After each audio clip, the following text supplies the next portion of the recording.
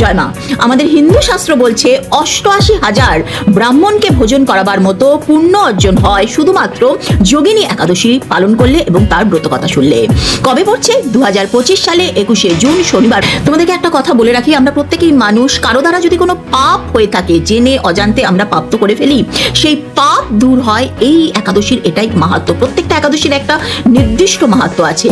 আর কেউ যদি কাউকে অভিশাপ দিয়ে থাকে, কোনো অভিশাপ যদি আমাদের উপরে এসে পড়ে, সেটাও যোগিনী একাদশী করলে পরে কিন্তু মুক্ত হয়। সুতরাং অবশ্যই করবে, মাহাত্ম্য বুঝতেই পারছো। আরেকটা কথা তোমাদের বলি, তোমরা জানো কিনা হয়তো জানো না, তোমার বা তোমার প্রিয়জন কারো যদি শরীরে বিভিন্ন রকমের, অনেকেরই হয় না, বিভিন্ন দাগ হয়ে যায় শরীরে, মুখে, শরীরে, যাদের দাগ হয়ে গেছে, যারা সুস্থ নিরোগ হতে চাইছো, রূপ বর্ধন করে এই যোগিনী একাদশী।